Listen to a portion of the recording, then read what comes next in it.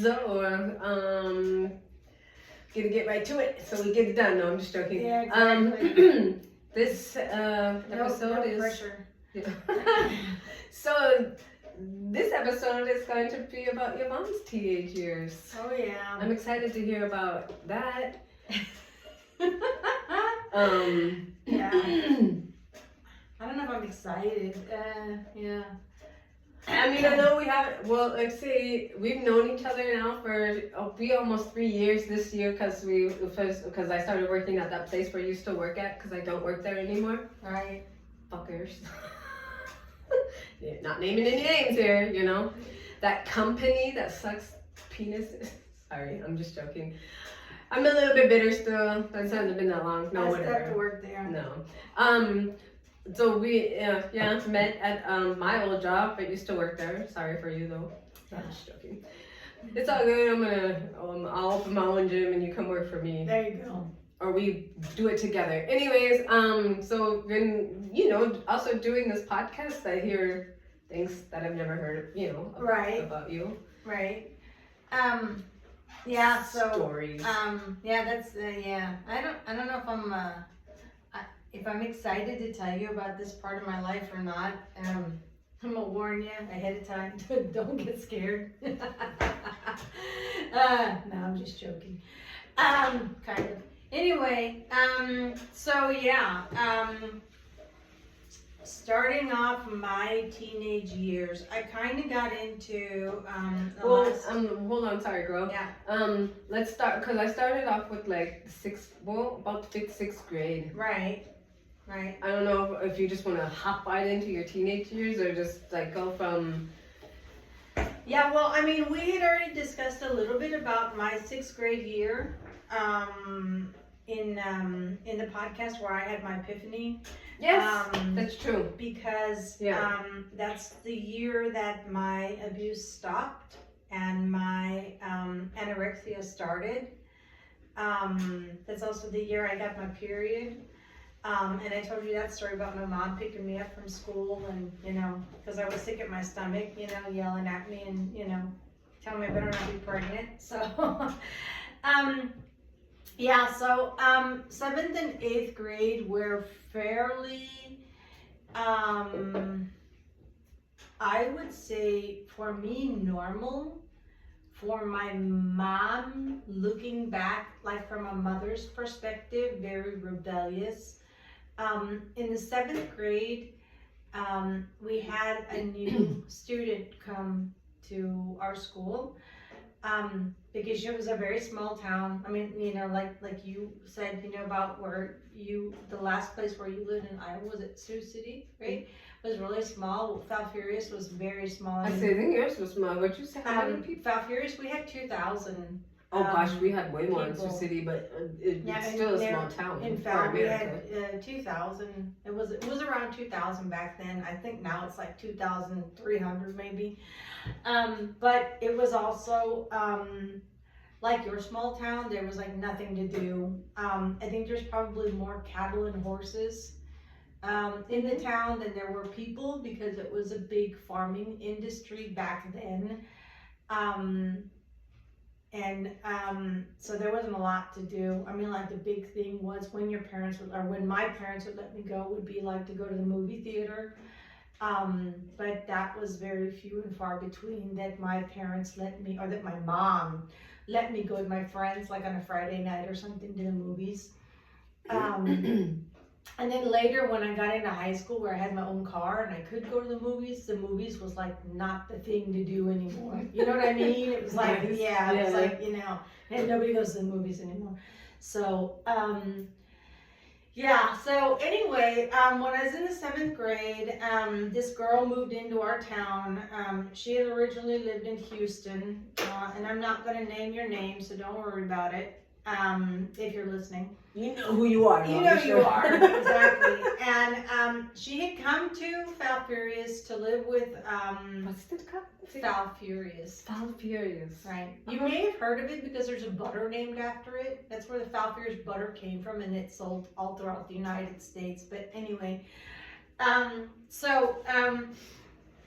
She came to live with us in Fowl because apparently She came to live with you and your family. No, not with me. She Oh, came she to came live to- in okay. Fowl, Uh-huh. with relatives from her because apparently she had started going down the wrong path in Houston. Oh, like me. Yeah. So they were like, well, let's send her to the country, where there's nothing to do, like you said. And there's also no drugs there but too. yeah, right? there's no drugs in Falfurrias to this day. Right. I don't even want to know the statistics. Nobody write it in the comments. It's all good. So when she came to school, I was very attracted to her as a person because she dressed very gothy, very new wavy. She had the coolest hairstyle ever. It was like cut short on one side and spiky long on the other. And she dressed like all in black. And, it was just a style that I was always very attracted to. And I still am to this day. I mean, like black and goth is still very much my style. Even as old as I am. My mother thought I would outgrow it, but joke's on you. So anyway, so I was very attracted to her because of her persona, She listened to the music that I like to listen to. And this was about the time where like even the German new wave music was kicking over. But our new wave music was really starting to hit, I'm trying to think of some of the names, Anarchy, Violent Femmes. Oh, I love the Violent Femmes back in the day. That was, I think I played that tape till they wouldn't play the cassette tapes. I played that tape till they wouldn't play anymore. Like you couldn't rewind it and play. It was just like fuck. So you think we would have been friends back in the day? Yeah, definitely. I love the. When I heard the Violent Femmes, I fell in love. Let me go out like a blister in the sun. Yeah, I love it. Definitely. So she was really into this scene, and so her being into that scene and coming to this little bitty town where like nothing ever fucking happens except my dad wakes us up in the middle of the night because he needs help delivering a cow or something. I was very cool attracted is that to her. though? I mean, I'm sure not for you. Not but... when you're gonna do it in the middle of the night, but anyway. So her and I became very fast friends.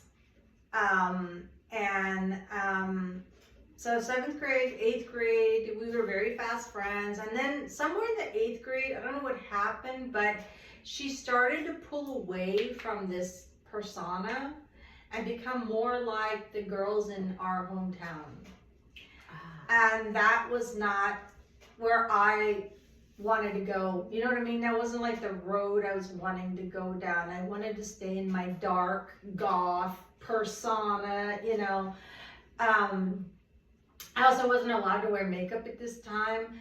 So there'd be girls in the bathroom, they'd be doing makeup and be like, oh, can I borrow your eyeliner? I mean, I'm surprised that I never got any kind of eye infection, but some pink eye. yeah, some pink eye or something. Because I was always borrowing somebody's black eyeliner that so I could line my eyes. Did you take it off then before you went home? No, I wouldn't. My stupid ass wouldn't do that. And then my mom, so that was what I said. Looking back, I can understand why my mom thought I was being so rebellious, because she'd be like, where'd you get that makeup from? You're not allowed to wear makeup. And I'd be like, whatever, How old are you? In the 6th grade? I was in the 7th grade, 7th and 8th okay. grade. So, and then, so in the 7th grade, I had a boyfriend who was an 8th grader. What's his name? Brett? Just joking. No, it was David. David. David. And I wasn't the only one that liked him, but I was like all thrilled because he chose me, right? So I was his girlfriend for a while, but he quickly got bored with me because I wasn't allowed to go out anywhere. I couldn't, and since we didn't live in town, we lived on a farm outside of town.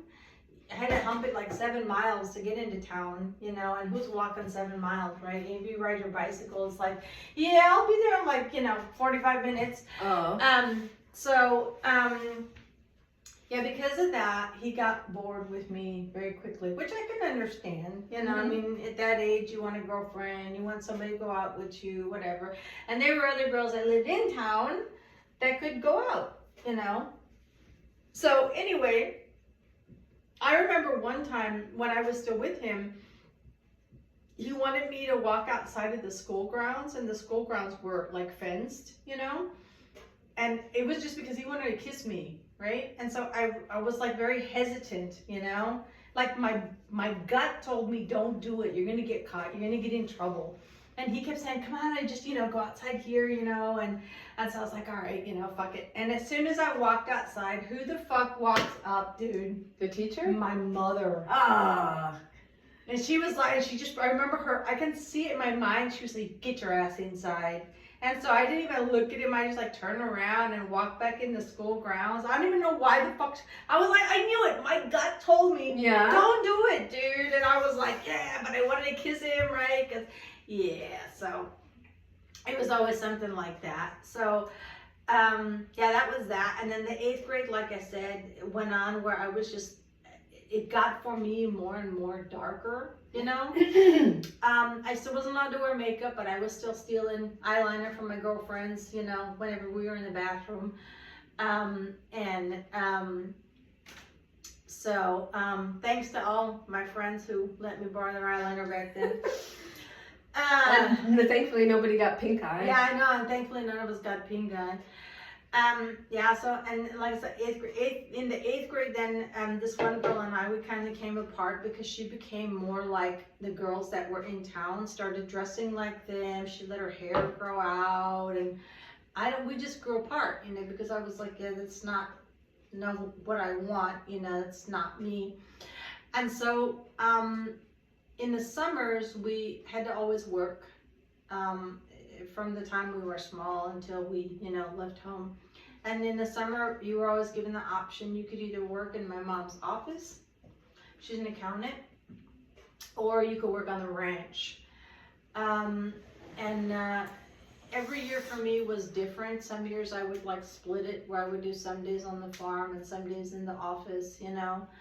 But that was the year where for some reason, I started wanting to dress more feminine.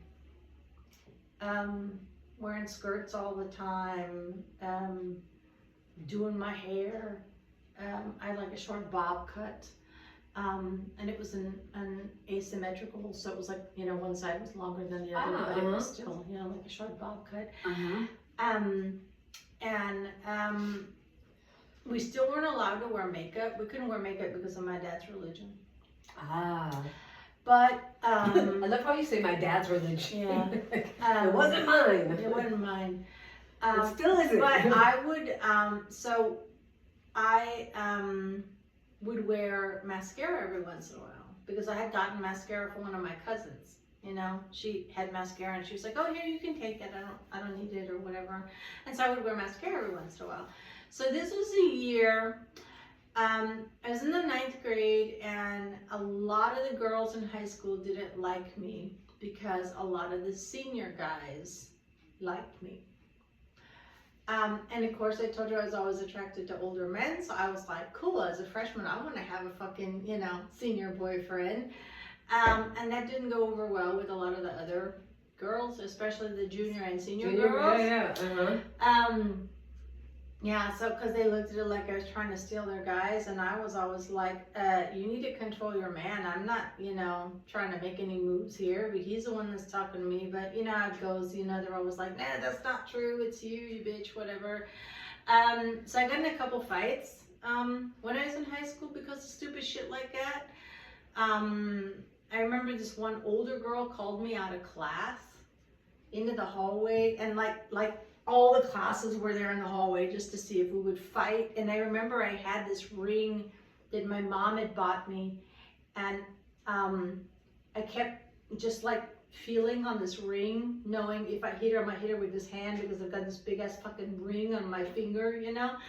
And then, but nothing came of it. She ended up, you know, like, you know, I stood there and, you know, and I stood up to her. I was ready to fight with her. And she was a senior? And she is a senior, and she had a reputation for kicking some ass, you know. But I didn't care because I was like, I'm not gonna back down. And so anyway, she ended up, you know, then she started laughing and she just walked away. So I don't know if it was just she figured I wasn't worth it, or she didn't want to start shit or whatever. But anyway, so that's how that ended. So that's how most of my high school years went. When I was a sophomore in high school, I think it was between my freshman and my sophomore year in high school. I'd had a boyfriend as a freshman. He was a sophomore. He was a year older than me, and I really liked him. He's a really nice guy, and we got along really well. And then for some reason, the summer between my freshman and my sophomore year, we broke up. And he was like, yeah, let's take a break or whatever, because it's the summer. And I was really depressed about it. I mean, really depressed about it. Like, I remember like crying until I was puking, you know, and my dad would ask my mom what's wrong with her. And my mom was like, oh, it's just her nerves. She'll get over it, you know. Her what? Her nerves. Oh, okay. She'll get over it, you know, and like, you know, not really asking what was going on or paying attention or, you know. And there I felt really left alone, and, you know, I knew I couldn't talk to her, you know, just because of how she was, or I had the feeling I couldn't talk to her because of how she responded, right?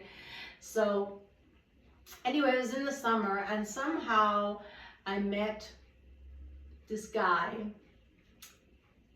who had finished high school, and he was working like some kind of welding job or something. I don't know if he was going to go to school or he hadn't started to go to school yet or not. But anyway, this was the boyfriend of the senior in my sophomore year who called me out of class and tried to kick my ass, right? And I knew they were together. And so anyway, for some reason, he started coming to my house in the afternoons. And we would talk, and I'd be like, yeah, but you have a girlfriend, you know. And he told me they weren't together anymore. So since it was the summer, and you know, when you don't live in town in the summer, you have no idea what's going on, because you know, there's no gossip. Nobody's coming out to the farm to see you and let you know, who's with who or whatever. So I took his word for it, you know. And I don't remember how it went down, but I remember he started sneaking into my room at night. Like on the weekends, so we could have sex. And one night, I don't know how, my mom figured something was going down. And so she knocked on my door. And I told her to wait a second, and I put a shirt on. It's all I put on was a shirt. And I told him to hide under my bed. And I opened the door and asked her, you know, what she wanted, because it was in the middle of the night. And she just turned on the light, she walked in the room, and she walked to the side of the bed where he was. And his dumbass hadn't gotten under the bed, he just laid down next to the bed, and of course she saw him. So she told me, go get your dad. And I just knew my life was fucking over. I knew I was gonna die that day, that night. You know, I was like, you saw your life? I saw the few years I had, I saw him flash before my eyes. So I went and got my dad. I woke up my dad, and the only thing I said was, Mom says you need to come to my room. And I didn't tell him anything else, right? So he gets up, and he walks into my room, and he sees this guy, and he just fucking lunged for him. And my mom got between them. She said, no, go call the sheriff. Oh, shit. So that's why I say, I know if my dad had known about my abuser, he would have killed him. Because he tried to kill this kid, and my mom got between them. So my dad called the sheriff, and the sheriff came, picked up this guy. And I mean, my parents knew his parents and the whole family, and you know. And so I figured, because it was summer in the middle of the night, and I didn't tell anybody anything, that it would stay quiet. Well, this dumbass didn't keep his fucking mouth shut, you know, and fucking told everybody that would fucking listen. So when I went back to school in the 10th grade, everybody fucking already knew. That was the worst year of my life in school. The whole year? The whole fucking year. Oh, man. The older girls were as mean as they could be to me. They would walk in front of me or behind me and make comments and, you know, I mean, just fucking as mean could be. And if any of y'all are listening, I hope y'all fucking got that shit back in folds. Is that like the movie, have you seen that movie, Mean Girls? Yeah. Oh. Yeah. Yeah. So it was so bad that even my English teacher, my junior year, this was a year later, Yeah. right? Said, I noticed that this and this girl, she named them, are giving you a hard time. And she was like, what's going on? And I was like, oh, it's something stupid that happened over a boy, but it's not even, like, it wasn't even their boyfriend, you know? It was like the popular girls, you know? And she just said, yeah, I'm really sorry about that. Which, looking back now, I think as a teacher, she had more responsibility, you know, to react to that situation, knowing how bad I was being mobbed, you know? I mean, back then we didn't call it mobbing, but, you know, that's what it was. Yeah, I was being bullied. But nothing was done back, you know, back in the day. But anyway, yeah, so that was at that point that my possibility to be anything in high school was over with, and it was all because of a fucking guy, you know. So I got stories too, like about, yeah. Yeah, I don't even have my high school yearbook because nobody signed it. That's fucked up. But you're in a small town. Nobody wanted to sign it. All because of that? All because of that. Yeah, because it was these 3 popular girls, and God knows what other stories they spun, you know, when they were telling whatever story they thought they knew, you know. Yeah, so that was a really, really shitty part of my life. So when I was a junior, so towards the end of my junior year in high school, through my dad's church, oh no, let me go back. So I met this guy who was a year older than me in my dad's church. And he lived in Corpus Christi, which was about an hour away from where we lived. But I would see him every Saturday. And damn, they come an hour to church? Yeah. Okay. And the church was 2 hours long. Yeah, it was a whole fucking afternoon. I'm happy I was Catholic though. We got in and out. They weren't playing around there. They were like, let's get home and want to eat some freaking Sunday dinner. And if it was like a holy day or something, then you would have 2 hours church in the morning, go to lunch, and then have 2 hours church in the afternoon. Wow, that's fucking. Sometimes that went on for 2 weeks, but anyway. Anyway, yeah, so him and I was very attracted to him. His mom was German, his dad was American, had been in the military. Dude was fucking hot. I mean, you know, could tan really well, blonde hair, blue eyes. Ooh. Worked out. I mean, had a 6-pack. I mean, you know, just like sama. Anyway, yeah, so we hit it off, and he liked me and I liked him, and it was pretty obvious. So and like the only time we could see each other was on Saturday. So we would sneak out during services, and like I'll have to go to the bathroom, and he would do the same thing, and then we would like meet up in this other room and make out, right? Because that's the only time we could see each other. That's probably yeah. The rest of the time we would like write letters to each other, you know. Because back then you couldn't like, you know, because you couldn't like call somebody. It was long distance, you know. My mom wasn't going to be like, you know, oh yeah, you can call him, you know, and his dad wasn't going to be like, oh yeah, you can call her, you know. They'd both be like pretty fucking crazy. So one time we were in this room making out. The minister's wife. This is the fucking minister I hated the most. His fat ass wife came looking for us because apparently we were making out for longer than we normally did. And my mom wasn't with us. My dad was with us at church. And apparently my dad started looking around like, you know, where the fuck is she? And so his minister's wife went looking for us. And she found the right room, but she didn't see us because the lights were off and we were like behind the door. So after that happened, we were like, oh shit, we better go. So we went back, both, of course, we would always, go like separately. We wouldn't like walk back at the same time, whatever. So after that happened, the minister and his wife came to pay us a visit.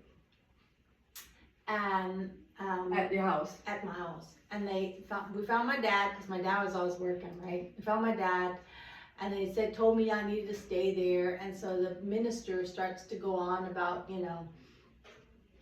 how they knew I was having a relationship, and it's not allowed because, the church, no premarital sex.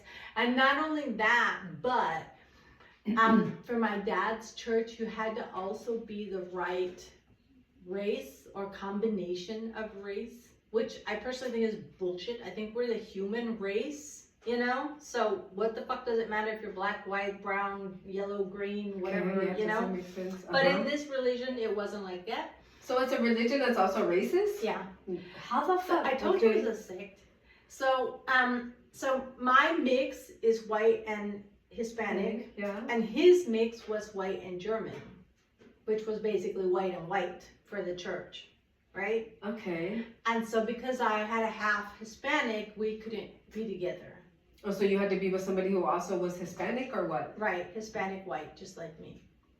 Okay. Yeah, You couldn't mix races. No, Oh. not at all. I mean, they gave my Okay. parents a hard time when they first joined because my dad had married a Hispanic woman, Like, how could you? But anyway, okay.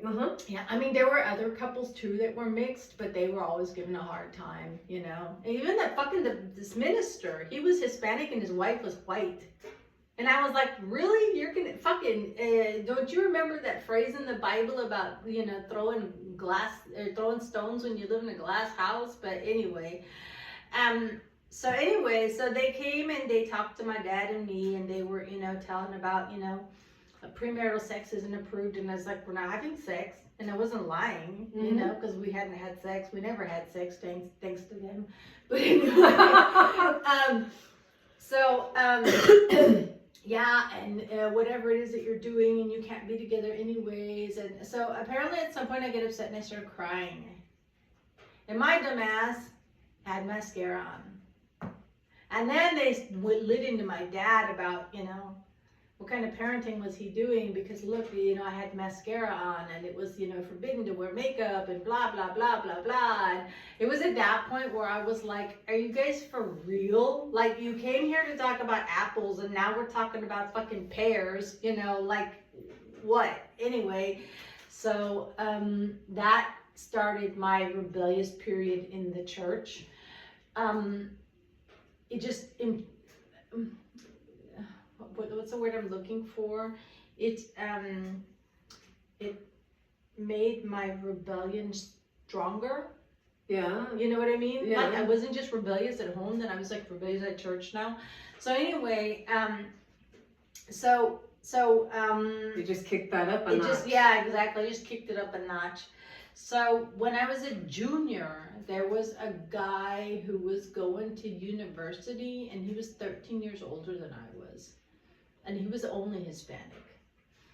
And for some reason, we hit it off really well. My dad was against it because he was so much older, and my mom was like, oh, it's not a big deal because, Hispanics, it's normal, it's like the Turks, oh, he's 10 years older, oh, that's all right, go ahead and get married, Oh, okay. So my mom was like, she didn't want us to be messing around, but she thought it was all right for us to be together. I mean, that was a whole, I don't know, that was a weird thing. So, and then the church was like against it, if you guys decide to get married, we won't marry you because you're not the same race. Oh, and, shucks. Oh my gosh. I mean, it was just... I'm heartbroken. Yeah, so I went through my junior and senior year with him. And then I told you when I was 18, I moved to San Antonio. I was still with him. And then we ended up... Like together? Yeah. And then we ended up parting ways because, I don't know, he ended up like... he lost his job, and then he didn't work, and I was like, dude, that's just not gonna work. I mean, I'm trying to go to school, and I'm working part-time, and so we ended up parting ways. That's where, of course, you know, when I was 14 in high school, I started smoking too, because like you said, it was a cool thing to do. You know, go out with my then boyfriend on the weekends and we all smoked. And I mean, somebody always had a pack of cigarettes. And when I finally was able to go out with my friends, and I had my car then, or I was 15. And somebody always had cigarettes, somebody always had booze, you know. Somehow somebody always had an older brother or sister, you know. Always. Yeah. I used to stand outside of gas stations sometimes and just ask somebody randomly who's going outside, hey, can you give me a cigarette? Can Right, you give me a pack of beer? right. And you would get lucky. You'd stand out there for maybe an hour, but then somebody would be like, oh yeah, okay, whatever. Right. But there was right. always somebody, and I was like, how the fuck? There was always somebody with an older brother or sister or a Right. cousin Right. who could, yeah. When I was in high school, there was actually, we had like a drive-through. Yeah. Where you could like buy, you know, Cigarettes and it alcohol? was like from the store. you know? Yeah. So we could go through this drive-through, and we could. I think they've since closed it down because they caught him for they finally shut him down for selling to minors. But they would fucking sell to us all the time, you know. But that was like when we were seniors, you know.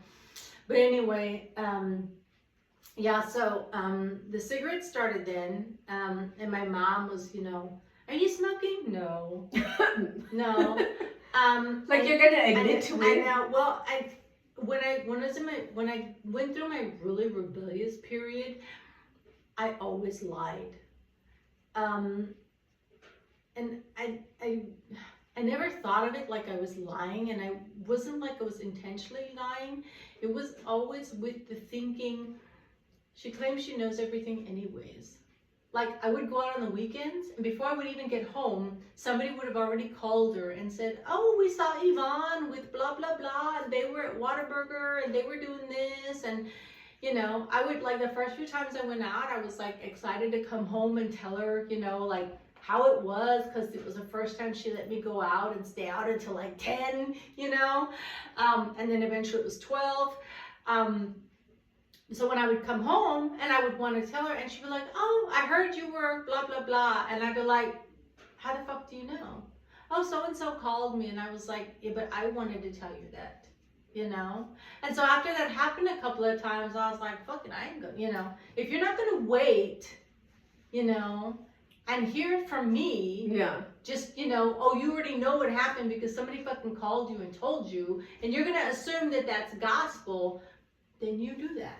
So when I would come home and she'd be like, oh, so-and-so called me and told me she saw you with blah, blah, blah, and you guys were there. And I'd be like, no, I wasn't there. Where were you at? I was at Whataburger with the other kids. You know? I feel like it forced me into lying to her because I was already in my rebellious stage. You know what I mean? And then being confronted with, you know, oh, I already know where you are, I already know what you did, or, you know, no, you fucking don't, you know, because it wasn't always the truth, you know, sometimes it was, but more than not, it wasn't, you know what I mean, or they'd be like, oh, so-and-so called, there was a big party at this ranch, and you were there. No, I wasn't.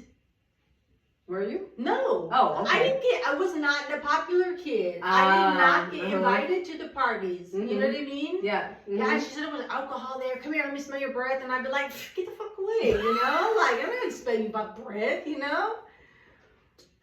So just things like that, you know? Yeah. Like, I don't know. It just, like I said, I feel like it forced I just see, I know, but I'm laughing because I picture you standing there and your teenage just like, you know, yeah, like, it's like, anyway, just man. being like, yeah. Yeah. Yeah. So, I mean, we smoked pot, you know, but that was like the worst thing that we did when I was in high school. I had really good grades in high school. And that just happened like, it was like a fluke, that I had good grades. I discovered in the 7th grade, if I wrote down everything that we had learned, it stuck. And so when I took a test, I made an A.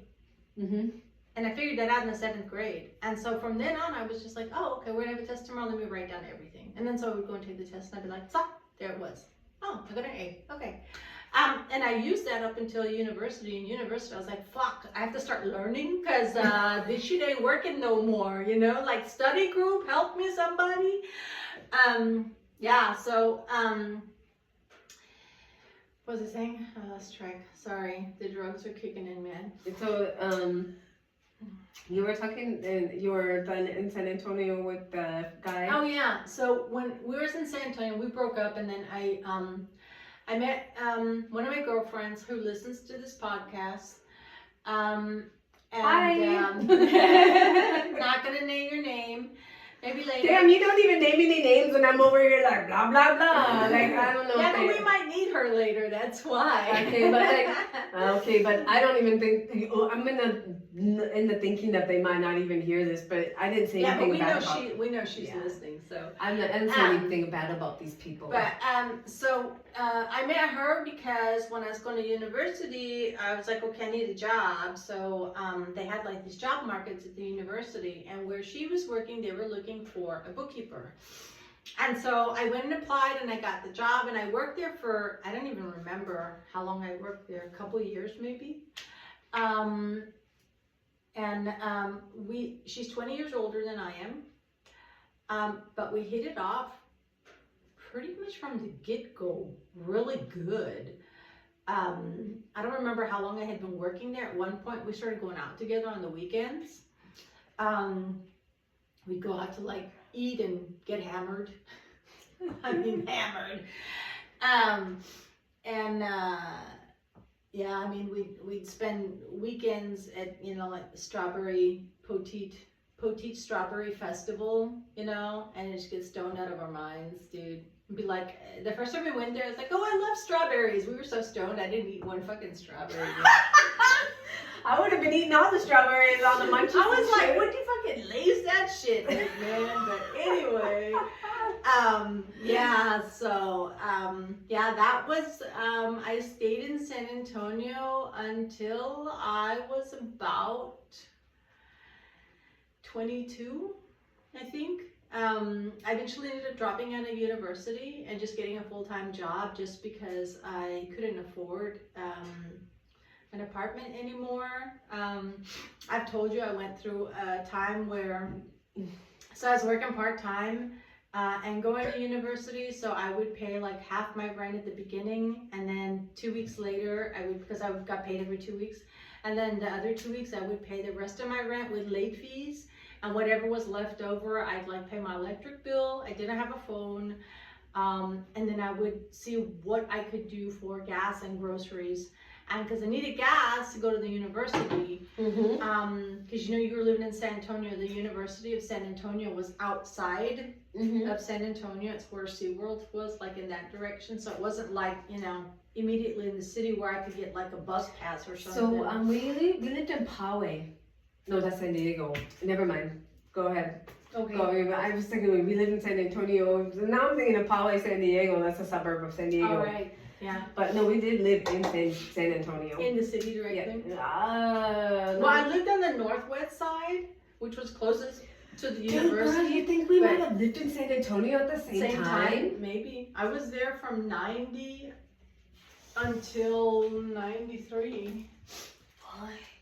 Like we walked by each other That'd somewhere be in the store. crazy. You imagine we saw each other at like the Riverwalk Mall or something.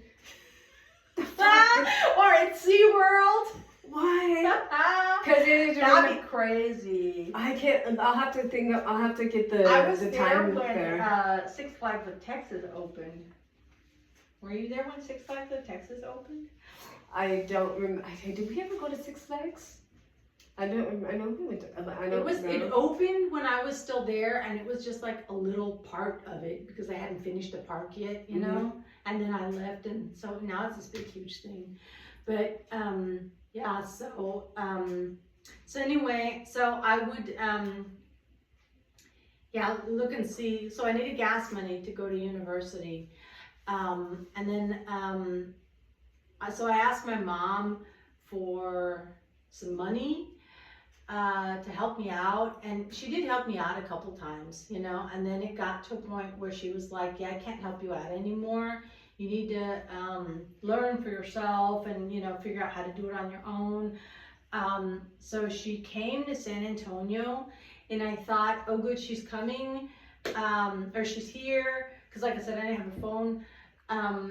You know, she's gonna bring me some money, and so she said, get in the car. I didn't have a phone. A landline? No. Oh wow. No. So you know what I'm thinking about, like phone. No, there wasn't even cell phones. But I know, that's crazy. When you said phone, I was thinking so of to phone. call her, I would go to a payphone and call her collect. Ah, okay. You know, so when she showed up, I was like, oh cool, she's gonna give me some money, and she was like, get in the car. I'm gonna drive you somewhere, and I was like, okay. Not thinking anything about it. So where she drove me was to the I don't even know what it's called, the welfare office. Oh, okay, yeah. So I could get food stamps. Yeah. You said that helped you out a lot. Yeah. Huh? And the food stamps did help me out a lot. Because I was able to eat. I told you, I was like still anorexic up until this point. And once I got food stamps, I started eating, and I was eating like fucking the queen, man. I mean, you get some bomb food shit on some food stamps, man. I don't know about today, but back then, and it was just for me, you know, but it was enough that I could eat. Yeah. I was eating more than just like one large Domino's pizza for the whole week, or some rice and beans, or, you know. Now you got cheese. If I'd had a lot of money, it would be eggs and beans, you know. And now I had cheese and peanut butter and tortillas, all the eggs I wanted. I could buy milk again, you know. I was like, milk, you know. Yeah. So,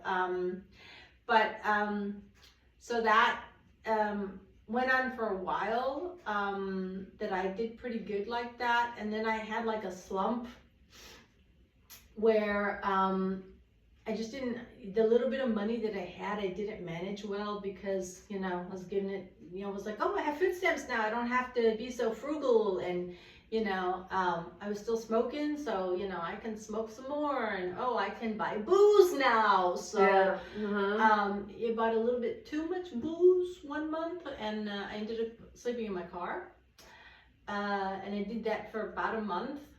I was still working, sleeping in my car, and then I found like a full-time job. That was like at the point where I decided to stop going to university, because I was like, I can't swing this, you know. So I dropped out of university, found a full-time job, and then found an apartment. And yeah, that was right about the time that I turned like 23. And you joined the army when? I joined the army, I was 24, about to be 25. Okay.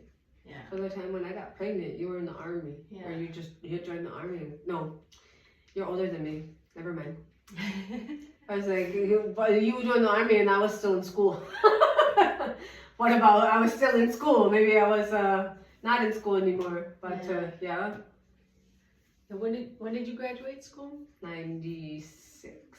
Yeah, I was in the army already. Yeah. Yeah. So I joined in 95. Ah, okay. Yeah. No. So. And then what? You were working, and well, how did you come about to join the army then? Well, so Did somebody like come and knock on your door? No. So the full-time job I got was working at a place called Pretty Darn Quick. This was called PDQ. And they found temporary workers for all different kinds of jobs, everything from secretaries to gardeners. And so I was working there, and I was doing really good there. And then an opportunity came for me to move to the Dallas-Fort Worth area and stay with the company. And I was like, yeah, sure, why not? You know, I'd always liked Dallas-Fort Worth. And so moved to Fort Worth, and from San Antonio. And that's like how long? How far a drive? You mean from San Antonio to Fort Worth? 2-3 hours, maybe 4. Okay, maybe 4. I'm not real sure anymore. Yeah. So I moved to Fort Worth, and I was working at this company, same company, and where I moved to, they had put me in as a temporary manager because the manager of this one place, I don't know if she was out sick or what the deal was, but she wasn't there. So I was there for a few months as a temporary manager, and then the manager herself came back in, and her name was Jennifer. She's That's actually kind of a popular she's name, though. she's a mix, something in Japanese. Beautiful black hair, green eyes. Oh, wow. Like ivory skin, fucking beautiful, man. Nice. Beautiful woman. Lots of money. I don't know if she did it as a manager or whatever, but I mean, she had like, you know, the latest luxury car and huge home. Hang on a second. I gotta throw some wood on the fire. Otherwise, we're gonna get cold here. So she was older than you too? Yeah, she was older than I was, but not by much. I think I was 23, 24. I think she was 30. Oh, okay. You know, so she was older than I was, but not, you know, Not like, 20 years. Yeah, 30. not like 20, 30 years or something. And she was a big party girl. And so sadly, me being the way that I am, or was, I started partying with her. And her party drug of choice was Coke. And I'd already dabbled a little bit in San Antonio with Coke, you know, like parties and stuff, and there was some Coke, and there was like, oh, here, do a line, you know, and I liked it. Like from the first time I snorted it, I liked it. I was like, oh yeah, I like this. But, you know, Coke is expensive, so you got to be able to afford that shit, you know? And alcohol was cheaper. So, when I was in Fort Worth and I started partying with Jennifer, and of course I was making decent money, had a car, an apartment, whatnot. And one weekend we were in her office and she was doing up a couple lines, and she said, hey, you know what, do you know anybody else that does Coke? She's like, let's get together and buy an 8-ball.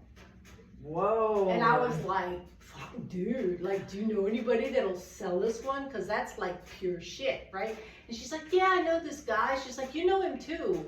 And I was like, I do? And she's like, yeah, he's, you know, blah, blah, blah. He does a lot of temporary work for us. And I was like, oh yeah, I know him. So she calls him and he comes over and she's like, hey, I know some other people. We put the money together. Can you get us an 8-ball? And he's like, yeah, but one of you has to come with us. And she's like, oh yeah, Yvonne will go with you. And I was like, what? I'm like, hello? You know, I mean, I bought like a couple grams, but fucking, if I get caught buying an 8-ball, motherfucker, that's fucking jail time, right? And so anyways, I was like, all right, well, she's like, do a couple lines, you'll be good, right? So I did a couple lines and he drove, I don't even know where. I'm pretty sure it was like in some really bad part. I don't even know if we were in Fort Worth still or if we drove to Dallas. I can't even tell you that. So anyways, we bought an 8-ball and we went back to her office and we divided it up because I think there was like 6 of us, and we divided it up. And that was like, and it was uncut because it was an 8-ball, you know what I mean? It was a solid rock. So we divided it up. And from that moment on, I was like mega hooked. Like all it, because it was pure, it wasn't laced with anything or cut with, you know, baking soda, or it was just pure shit. So you didn't have to do it that often. You know what I mean? You do like a little bit and you'd be like, oh, good now, you know? You just take it with your fingernail. Yeah, and I always had long nails. I mean, like really long nails. So I would just really like, I would pour out a line on my hand, like you see in the movies, and pick it up, and you know? Yeah, so that was a really bad year. It was a bad year. It got so bad that my money was not enough anymore for my lifestyle. So I actually started having sex with this guy. Ooh. To keep getting the pure stuff. You know? He's like, you can pay for the cheap. And I was like, but I don't want the cheaper stuff. Well, you have to pay more. We don't have enough money. Well, we can work something out, you know. So you can always work something out. You can always work something out. So that's what I said. I mean, that's a chapter in my life I am very much Well, not proud of. that's how that But, happens though, because you want the good stuff. You want to get addicted, and Yeah, and you do stuff. addicted. Yeah. So how I got into the army was. Was this guy like creepy? What I mean, like No, he was good looking at least. I don't know, like if he's scraggly or something. No, you know? he was good looking at least. That's nice though. So, so I got into the army was my sister, my younger sister, decided she wanted to go to the army, and she told me about it, and she was like, "Yeah, if you come down, we can go together." And I was like, "Yeah, I can't go to the army, man. I don't want to go to the army. Like, what the fuck are you talking about, the army, you know?" And there was one day I woke up, like you said, I woke up and I was like, "What the fuck am I doing? I can't keep going like this, you know? This is not the life that I wanted." I know it was always like dark and duster and like goth, but not like this. So I called my manager and I told her, Jennifer? yeah, Jennifer. And I told her, I said, "I'm quitting." And she's like, "You can't quit." And I'm like, "I'm quitting." Like, thankfully in the States, you can just say like, "I quit," and you go walk out. It's not like here in Germany. You have a Kündigungsfrist. You can't quit for like 30 days, you know? But thankfully in the States, you could just be like, "Yeah, I quit," and walk out, right? And so I told her, I was like, "I'm packing my shit up and I'm going home." And I shouldn't have told her that. I should have just said, "I'm packing my shit, leaving." But anyways, and so I went home.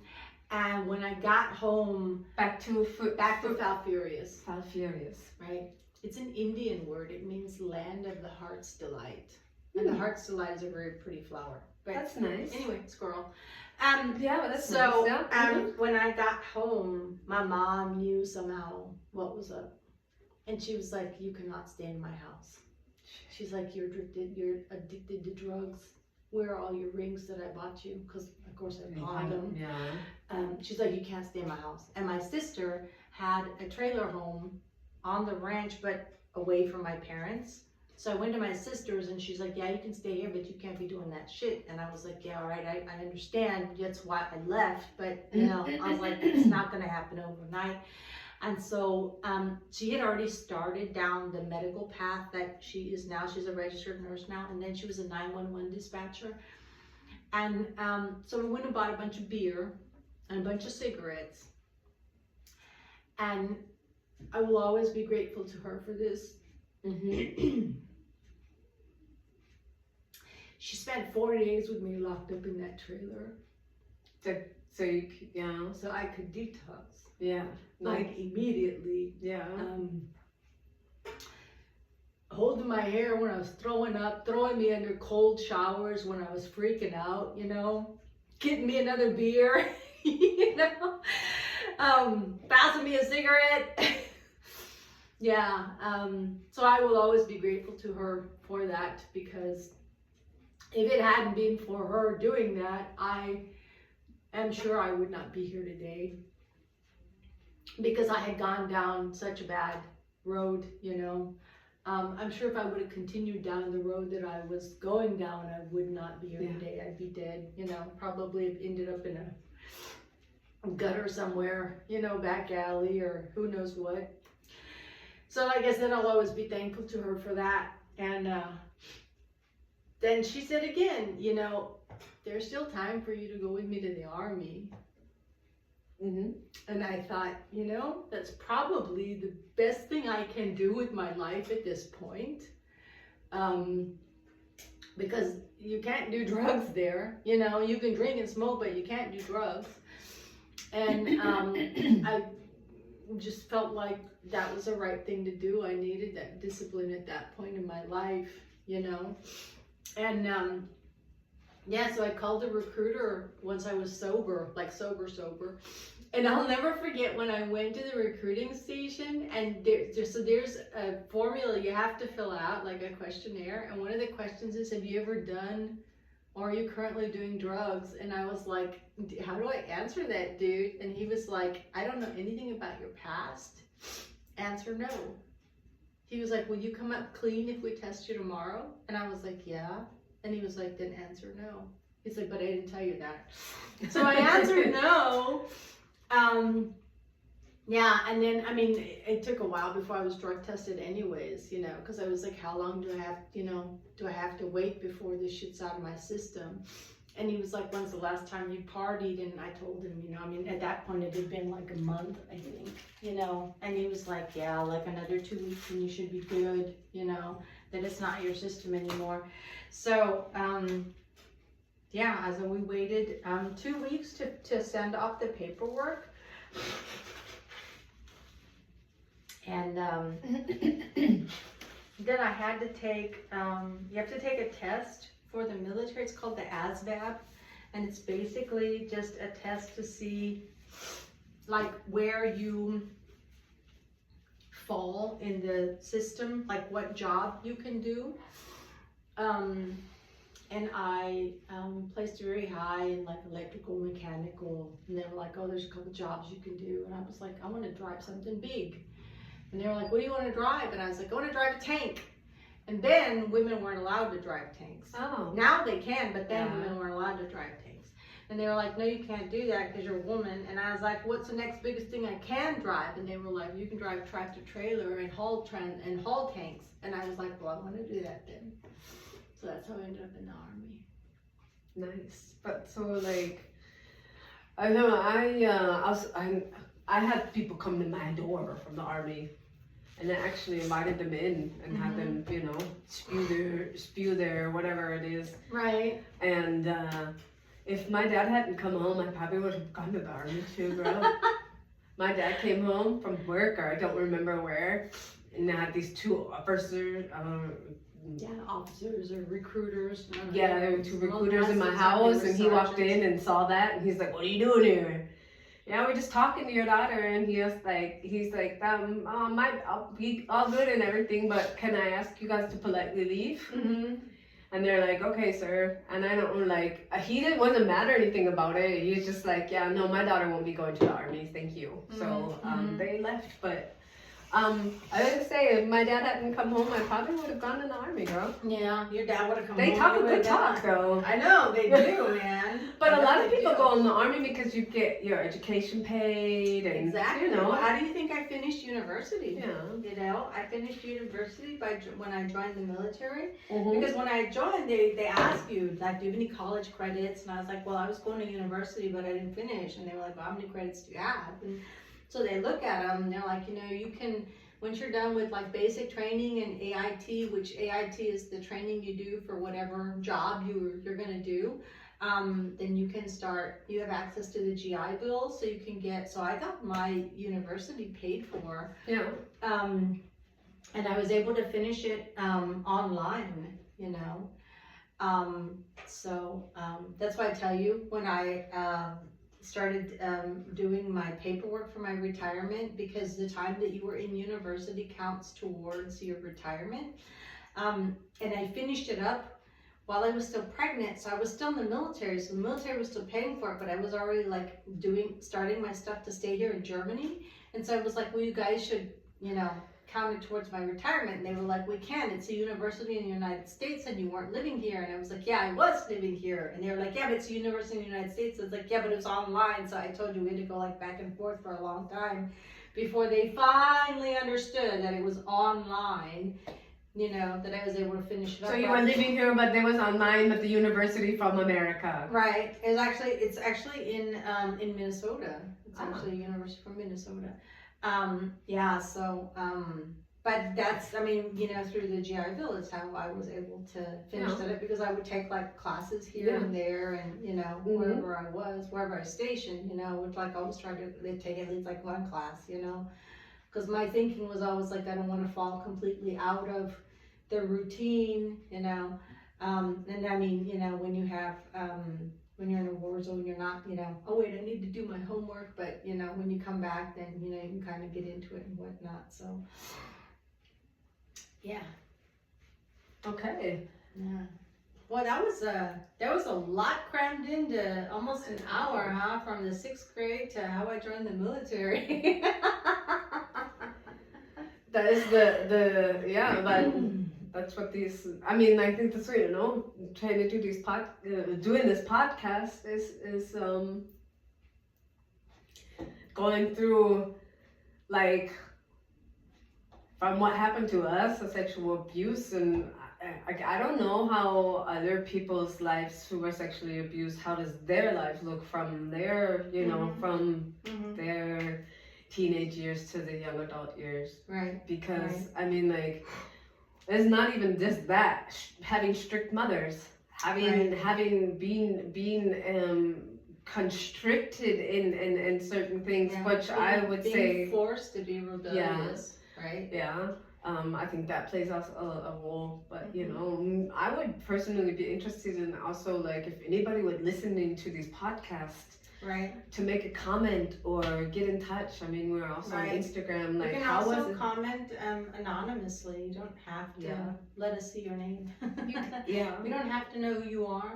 But it's just nice to know somebody else is out there who has gone through this. And I will not go any more into it, but the next podcast I will go into how my therapist explained my behavior as a teenager up until my time in the military. Yeah. I mean, so because that's another long story. But she explained like everything, and I was like, oh, that's okay, maybe. Like, I'm gonna, because I want to now. So I think like the next phase would be like the young adults. Right. I mean, because I said, like, you know, up until I graduated, so that's where I was, to go to culinary school, where I've been at 24, met my ex-husband. Right. I moved to Germany, where I've been ever since. Like my young adult, my marriage, up until the time where I decided to change my life, to change like my way of thinking, to heal my inner child, to where I am today. Right. And I'm not gonna say, oh, I'm healed and I'm never, you know, because it's really an ongoing process. It's always gonna be something that's gonna come up. It's gonna get triggered, and I just find like that we met each other, that we clicked, that we have so much in common, that we can make this podcast, right, and not only help us heal, but also help other people out there. But I'm for me, I'm just so interested in if other people listen to this podcast and they also had the same experience, where they're sexually abused, where they have strict parents. How did, you know, what did their childhood, teenager, young, you know, what did their life look like? Did you rebel? Did you go into drugs? Was it just, you know, how? Or did you go completely the opposite, where you then just like, you know, the one that always said yes to everything, you know, and was celibate? Maybe, you know, because I know there is also, according to my therapist, there's also the type of person that, you know, does become the conformist. Yeah. You know, like just like not rock the boat, you know, make everybody happy, be super people pleaser, which, I mean, I had that for a long time too, but that was because of my narcissistic ex-husband that I became a people pleaser, you know. I went into the not rock the boat phase, but that was during my marriage with my ex, you know, and it was because of his narcissistic personality. And it didn't have anything to do, well, maybe it did have some, I don't know, maybe it did have something to do with what happened to me as a child. It was just, you know, like his personality was so dominant that up until then, I didn't have anybody that could dominate my personality. Maybe there's some therapists out there who are like, yep. They're like, yeah, that's it. Yeah, that all ties back to what happened to you as 8 or 9-year-old. There's gonna be like some therapist like Freud, you know. Yeah, it's all because you were in love with your father or something. I don't know. You